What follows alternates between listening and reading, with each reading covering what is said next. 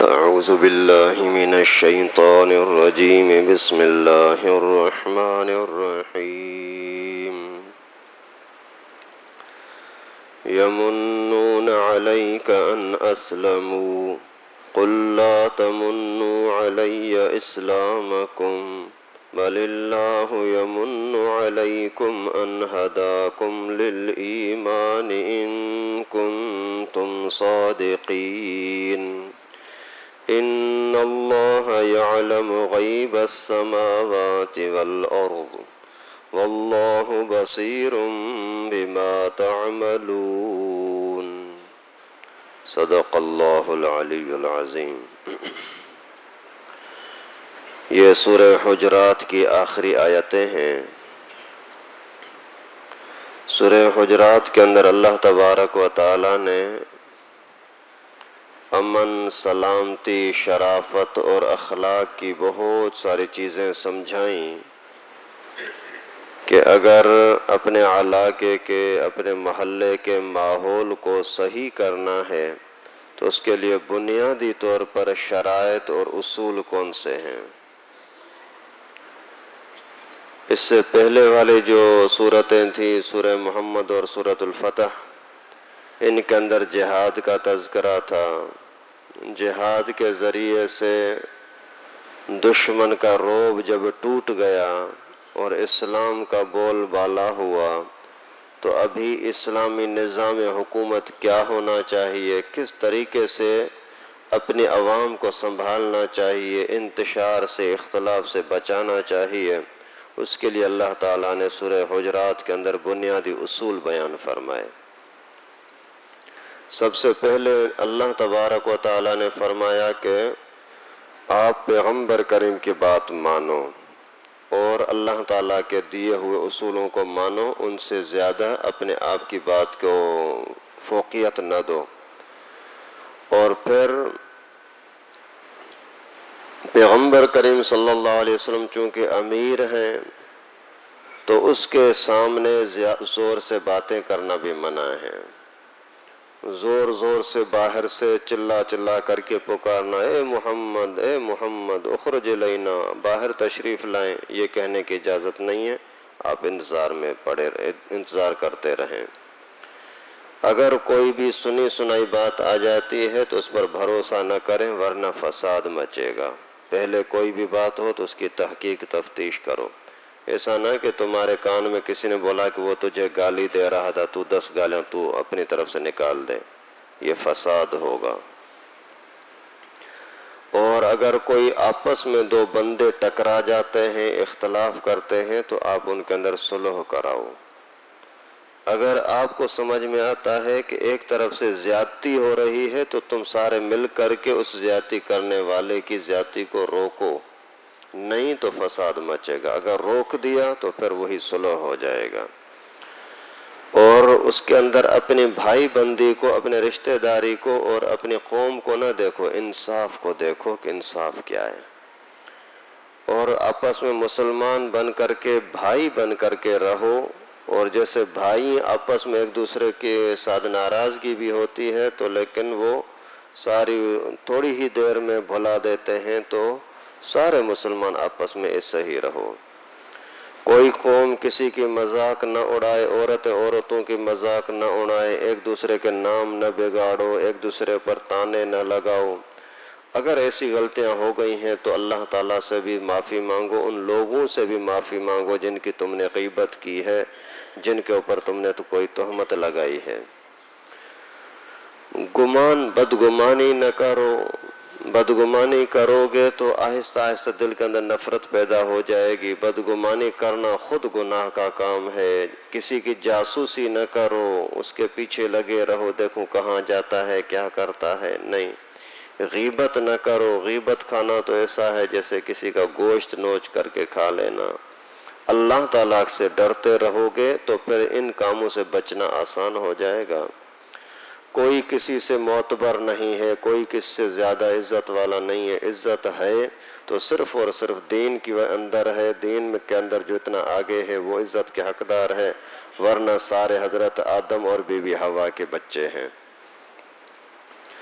اور پھر کچھ لوگ آ کر کے بے سمجھی کی وجہ سے پیغمبر کریم پر احسان جتلاتے تھے کہ ہم اسلام لے آئے، ہم مسلمان ہو گئے۔ اللہ تعالیٰ نے فرمایا اپنے احسان کو جتلاؤ نہیں، اگر آپ کے دلوں میں واقعی ایمان ہے تو تابعداری کر کے دکھاؤ۔ صرف زبانی کہنے سے نماز کی پرواہ نہیں ہے، روزے کی پرواہ نہیں، اور زبان سے بڑا میٹھا بولتا ہے کہ میں تو بڑا عاشق رسول ہوں، اور کام دیکھو تو ایک بھی نماز کی پرواہ نہیں ہے، شکل دیکھو تو کافروں کی شکل ہے، تو یہ کون سا تیرا اسلام ہے اور تیرا مذہب ہے؟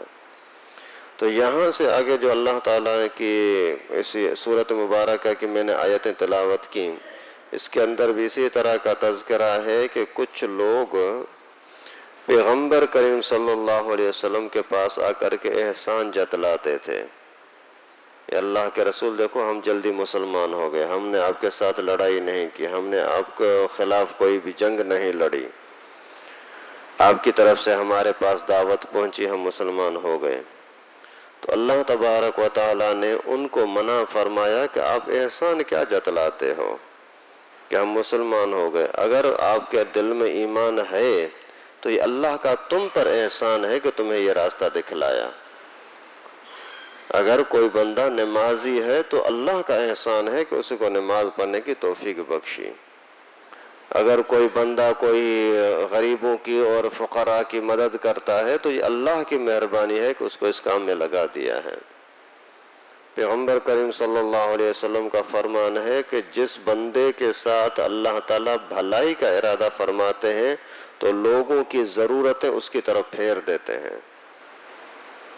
یعنی یوں سمجھو کہ آپ کے پاس اگر کوئی بندہ آ گیا کہ بھائی میری مدد کر اور میرا یہ کام کر دے، یہ کام کر دے، سمجھو کہ اللہ تعالیٰ آپ کے ساتھ محبت فرماتے ہیں، تبھی تو اپنی مخلوق کو، اپنے بندے کو تیری طرف بھیجا۔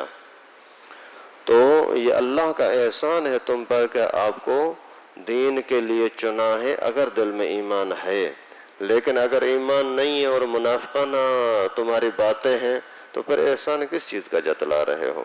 جو کچھ تمہارے دلوں میں ہے اللہ تعالیٰ جانتے ہیں۔ یمنون علیک ان اسلموا، اے میرے نبی یہ تجھ پر آ کر کے احسان جتلاتے ہیں کہ یہ مسلمان ہو گئے۔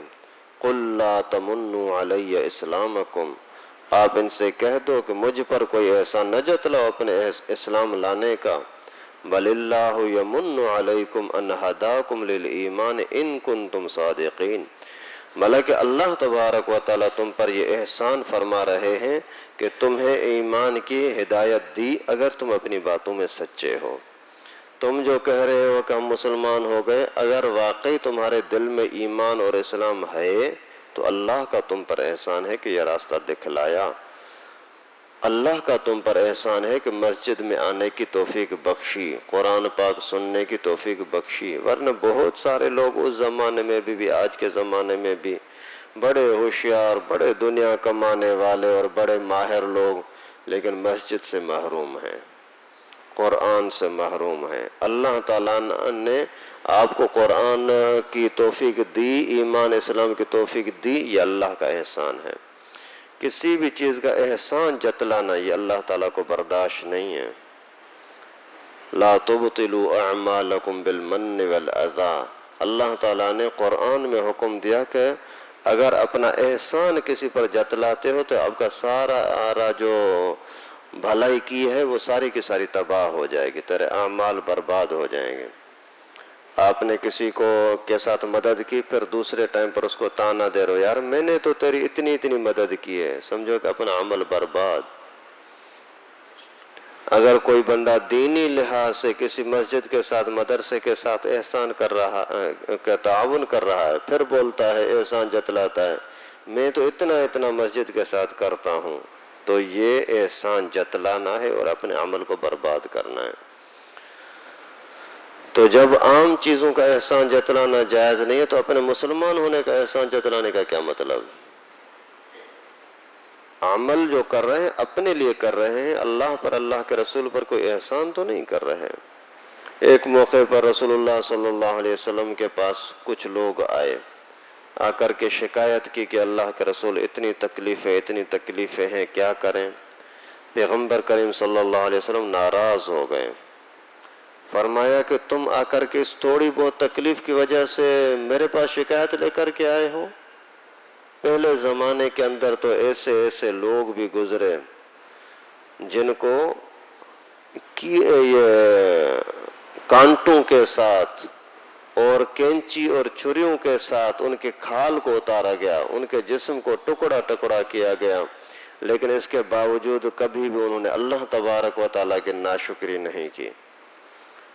اور خود رسول اللہ صلی اللہ علیہ وسلم پر کتنی بڑی تکلیفیں آئیں، حالانکہ اللہ کے نبی ہیں، بیماری بھی بہت زیادہ آتی رہی، زخمی ہوتے رہے، خود میدان جہاد کے اندر تشریف لے گئے اور کبھی اپنے آنکھوں سے دیکھ رہے ہیں کہ میرے ساتھی، میرے شاگرد صحابہ، میرے قافلے کے لوگ شہید ہو رہے ہیں، میرے جماعت کے آدمی کو پکڑ کر کے مارا گیا اور اسی کو ہونٹ کاٹے گئے، ناک کاٹا گیا، کان کاٹا گیا، اور پیغمبر کریم صلی اللہ علیہ وسلم کے چچا کے کلیجہ نکال کر کے چبایا گیا.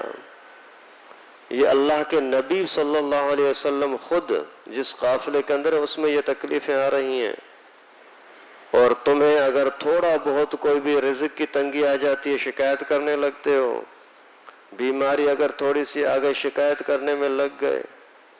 اللہ کے بندے، جنت کا اگر چند سالوں کی محنت کی وجہ سے ہمیشہ ہمیشہ کی اربوں خربوں سالوں کی جنت مل جائے تو یہ کون سا آپ کے لیے مشکل ہے بھائی؟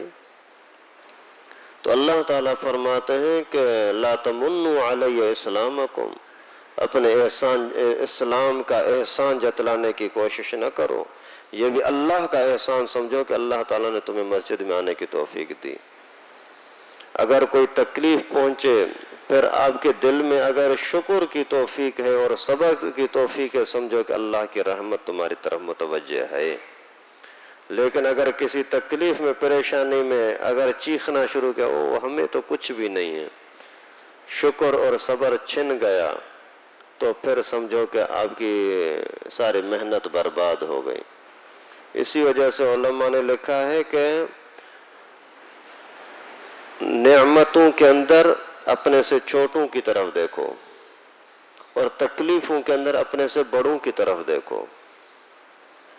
اگر آپ کے پاس اللہ تعالیٰ نے گزارے جیسا کھانا پینا خوراک وغیرہ انتظام کیا ہے تو آپ چھوٹوں کو دیکھو، ارے یار میں تو الحمدللہ اچھے کپڑے پہنتا ہوں، وہ تو بیچارہ اس کو کپڑے پہننے کے لیے بھی نہیں ہے، میں تو اللہ کے فضل سے ٹھنڈی چھاؤں میں بیٹھا ہوا ہوں، وہ دوسرے لوگ تو بیچارے تپش کے اندر کام میں لگے ہوئے ہیں، مزدوریوں میں لگے ہوئے ہیں. تو آپ کو اللہ تعالیٰ کے شکر کرنے کی توفیق ملے گی. اور یہ ایسا ہے، سارے لوگ آپ سے امیر ہوں ایسا نہیں ہے، بہت سارے لوگ آپ سے غریب ہوں گے اور بہت زیادہ پریشان بھی ہوں گے. اور اسی طرح تکلیفوں کے اندر اپنے سے بڑوں کو دیکھو، یار اس کے پاس تو یہ بھی تکلیف، یہ بھی تکلیف، یہ بھی تکلیف، مجھے تو صرف ایک دو تکلیف ہیں. اور نعمتوں کے اندر اپنوں سے چھوٹوں کو دیکھو کہ یار اس بیچارے کے پاس یہ بھی نہیں ہے، یہ بھی نہیں ہے، یہ بھی نہیں، میرے پاس تو سب کچھ ہے.